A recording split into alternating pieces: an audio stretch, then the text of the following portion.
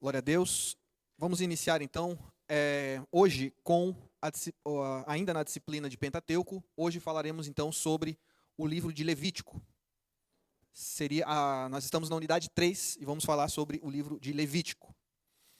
O livro de Levítico é o terceiro livro do Pentateuco, ou da Torá. Levítico, é uma palavra que deriva da língua grega, e tem o seu nome atribuído de uma das tribos de Israel, a tribo de Levi, que é um dos filhos de Israel ou um dos filhos de Jacó. O Levítico, ela também deriva da versão Vulgata, você já sabe o que é a versão Vulgata, que traduziu como Liber Levíticos, do grego Leuvitikon, que significaria então a respeito dos levitas. Na verdade, a Vulgata ela transliterou essa palavra direto do grego, Leuvitikon. O nome é uma referência, como eu já disse, aos levitas, os primeiros sacerdotes do povo judeu, responsáveis então pela função sacerdotal de ministrar diante do Senhor.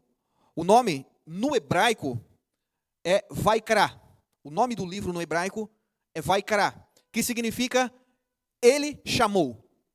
Vaikra significa ele chamou. E essa palavra está no primeiro versículo de Levíticos capítulo 1.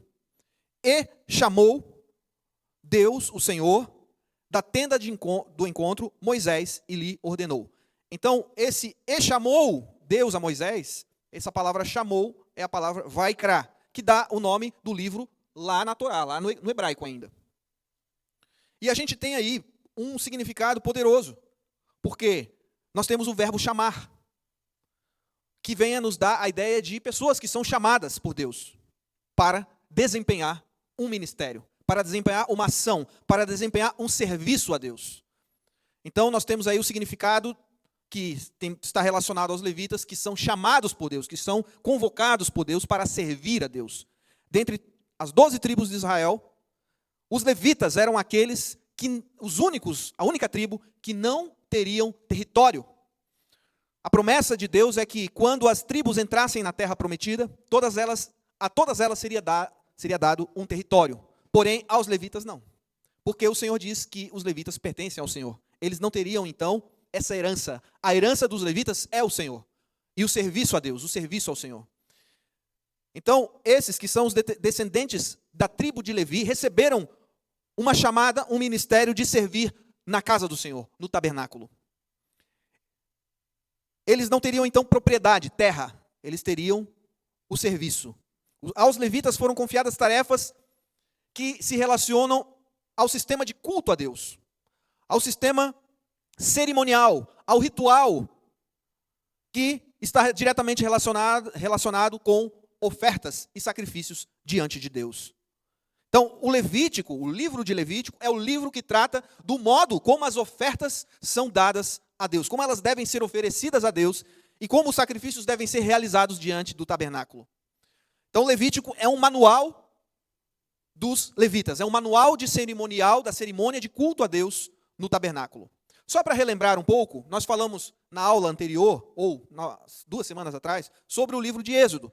E no livro de Êxodo, depois que Deus deu os 10 mandamentos a Moisés, ele revelou a Moisés o tabernáculo, aquela tenda, cercada, onde deveriam ser realizados os sacrifícios. Deus tinha revelado isso lá no Monte Sinai a Moisés. Em Êxodo, eu quero relembrar um pouquinho com vocês para a gente poder fazer, então, dar uma introdução aqui ainda no livro de Êxodo para que a gente possa fazer a transição para o livro de Levítico. Êxodo 19, de 1 a 3, Êxodo diz assim: no dia em que se completaram 3 meses que os israelitas tinham saído do Egito, chegaram ao deserto do Sinai. Depois de saírem de Refidim, entraram no deserto do Sinai, e Israel acampou ali, diante do monte Sinai. Logo Moisés subiu ao monte para encontrar-se com Deus. E o Senhor o chamou do monte, dizendo: diga o seguinte aos descendentes de Jacó, e declare aos israelitas. Deus, então, começou, ali no capítulo 19 de Êxodo, a se revelar a Moisés.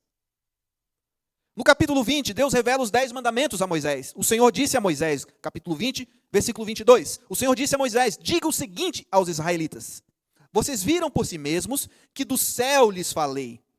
Versículo 23. Não façam ídolos. Preste muita atenção nesse versículo, nesse texto. Não façam ídolos de prata e nem de ouro para me representarem. Versículo 24. Façam-me um altar. Façam-me um altar da terra e nele sacrifiquem-me os seus holocaustos e as suas ofertas de comunhão e as suas ovelhas e os seus bois, onde quer que eu faça celebrar o meu nome. Eu virei a vocês e os abençoarei. Veja que palavra. Não me façam ídolos, me façam altares. Deus, Ele é um Deus de altar. Ele estava dizendo isso a Moisés. Façam altar e me sacrifiquem holocaustos.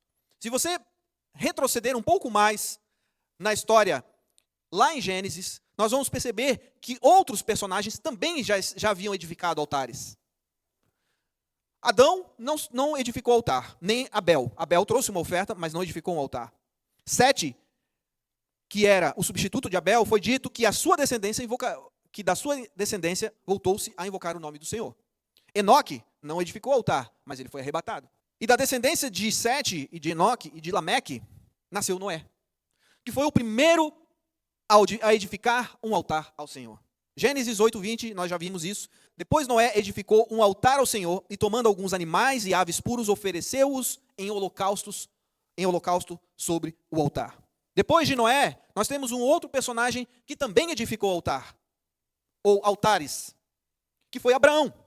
Abraão, nós temos 4 textos, 4 vezes Abraão edificando altares. Gênesis 12:7, apareceu o Senhor a Abraão e disse: a tua descendência darei essa terra. E Abraão edificou um altar ao Senhor que lhe aparecera. Gênesis 12:8. Passando dali para a região montanhosa, a leste de Betel, edificou ali um altar ao Senhor e invocou o nome do Senhor. Gênesis 13:18. Abraão armou a sua tenda e veio habitar nos carvalhais de Manre, e ali edificou um altar ao Senhor. Gênesis 22:9 é aquele episódio do altar edificado para sacrificar Isaque. Chegaram então a um lugar onde Deus havia designado e ali edificou Abrão um altar. E aí Deus deu o cordeiro como substituto. Abrão era um homem de altares. Isaque, filho de Abrão, também era um homem de altares. Gênesis 26:25, então Isaque edificou um altar, invocou o nome do Senhor, armou ali a sua tenda e os seus servos cavaram um poço.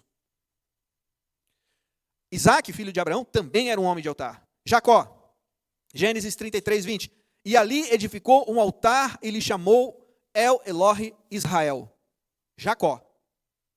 Gênesis 35:7. Jacó também edifica um altar ao Senhor, edificou ali um altar e chamou aquele lugar El Betel, porque ali Deus lhe revelara quando fugia do seu irmão. E o próximo personagem que edifica altares é o próprio Moisés, que a gente já está em Êxodo agora. Êxodo 17:15. Depois da vitória que ele teve sobre Amaleque, diz o texto: Moisés então edificou um altar e lhe chamou: o Senhor é a minha bandeira. Êxodo 24:4. Quando Deus estabeleceu uma aliança com Moisés, isso depois do texto que eu acabei de ler, de Êxodo 20. Moisés levantou cedo e edificou um altar ao pé do monte, no Monte Sinai, e 12 colunas segundo as 12 tribos de Israel. Então Deus não quer um povo que construa ídolos. Ele quer um povo que edifique altares. Tem um outro personagem que edificou um altar também, que foi Arão. Só que Arão edificou um altar ao bezerro de ouro. Então, existe uma grande diferença. Ele edificou um altar a um ídolo. É por isso que Moisés, quando ele desceu, ele quebrou as tábuas da lei. Porque, enquanto ele estava no alto do monte, o povo estava sacrificando. Havia edificado um altar. O líder, do povo, que ali, naquele caso, já era Arão, não era mais Moisés, tinha edificado esse altar. Agora, voltando para Êxodo capítulo 20. Ali, Deus revelou os 10 mandamentos. E logo depois, ele não revelou apenas os 10 mandamentos. Na sequência, ele revela uma variedade de leis. Ele revela, por exemplo, uma legislação civil para aquele povo. Ele revela ali uma legislação trabalhista também. Como eles deveriam se portar uns com os outros em uma relação de trabalho. Inclusive, existe uma legislação para os escravos ali, que a gente deve entender como servos. Não é quando lê esse escravo aqui, não é aquela ideia de alguém, o escravo lá do Egito, que era tratado no chicote. Escravo que tem a ideia de servo também, que é a ideia de empregado. Existiu, então, uma legislação trabalhista que foi revelada a Moisés. Também uma legislação civil, de responsabilidade civil por danos materiais, quando um causava dano em relação ao outro. Então aí, só relembrando, nós estamos falando de um pano de fundo aqui do reino de Deus, onde Deus estava estabelecendo o seu reinado sobre o povo, onde existia um rei, existia um território, que ainda eles não haviam tomado posse da terra, eles ainda estavam no deserto aqui. Existia lei, para existir um reino precisa existir lei, então Deus estava revelando essa lei, que não é só da esfera religiosa, mas é também da esfera civil, porque eles não tinham, como a gente tem hoje, um código civil, código penal, um código, uma constituição, código tributário, eles não tinham isso naquela época. Inclusive isso é inovador naquela época. Uma legislação tão completa assim. Existia até normas de direito imobiliário, para quem queria ter terra, para quem queria ter propriedade de terra. Êxodo do 25 ao 31, nós temos aí as instruções a respeito do tabernáculo. Isso é muito importante para a gente entender Levítico. O tabernáculo era aquela tenda armada onde se fariam, então, os sacrifícios. Deus deu a instrução para Moisés no Sinai, lá em Êxodo 25 a 31, deu todas as instruções de detalhes sobre o altar, sobre o tabernáculo, sobre a tenda do encontro, sobre a arca da aliança, a mesa do pão, o candelabro, o altar do holocausto, o altar do incenso, a bacia de bronze, o pátio, que era aquele espaço fora da tenda do encontro. Ele deu detalhes sobre a iluminação, as roupas dos sacerdotes, o colete do sacerdote, o peitoral do sacerdote, todos os detalhes Deus deu a Moisés. Foi revelando a Moisés. Inclusive, como que deveria ser feita a consagração dos sacerdotes, deu algumas instruções sobre o sábado, e lá em Êxodo 32, versículo 7, diz o seguinte: então o Senhor disse a Moisés, desça. Isso enquanto Moisés estava no Sinai, recebendo toda essa revelação, daqui a pouco Deus parou de revelar e disse assim, faz o seguinte, agora você vai ter que descer, porque o povo que você tirou do Egito se corrompeu. Muito depressa se desviaram daquilo que eu lhes ordenei e fizeram um ídolo na forma de bezerro e curvaram-se diante dele e ofereceram sacrifícios a ele e disseram, eis aí, ó Israel, os seus deuses que o tiraram do Egito.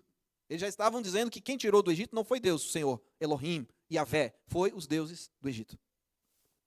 Êxodo 32 a 34, então, nós temos Moisés intercedendo pelo povo, porque Deus queria se livrar daquele povo. Deus disse, eu vou destruir e vou começar de novo. Eu não quero mais esse povo. Aí Moisés vai lá e intercede pelo povo. E o Senhor ouve Moisés e renova a aliança. Aí Moisés sobe no monte novamente, para continuar aquilo que ele já estava fazendo, recebendo a revelação. Foi aí que Moisés, na renovação da aliança, leva algumas tábuas e o Senhor escreve novamente sobre as tábuas os 10 mandamentos. Êxodo 35 narra que Moisés, ao descer do monte, daí sim, inicia a construção do tabernáculo. Antes, Deus havia dado o projeto. Em Êxodo 35, Moisés começa a executar o projeto. Deu para entender a diferença? Deus tinha dado o projeto, como se ele tivesse dado o projeto arquitetônico. Moisés já tinha tudo por escrito.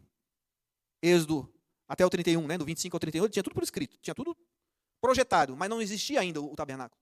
A partir do 35, Moisés convoca o povo, para o povo começar a trazer ofertas. Ouro, prata, uma série de ofertas que foram trazidas. E aí sim, Moisés começa a executar aquele projeto. Então, ali acontece então a construção do tabernáculo, da arca da aliança, da mesa, do candelabro, do altar, do incenso, o altar de holocaustos, a bacia de bronze, o pátio, as roupas dos sacerdotes, tudo isso então começa a ser fabricado. Até que em Êxodo 40, o tabernáculo já está montado, e o capítulo termina com a glória do Senhor descendo sobre o tabernáculo. Esse é o último capítulo de Êxodo, para a gente transicionar para Levítico. Então a glória do Senhor, o Êxodo termina com a glória do Senhor descendo sobre o tabernáculo. Para dizer que a presença dele estava descendo sobre aquele lugar. Para dizer que a presença dele estava no tabernáculo.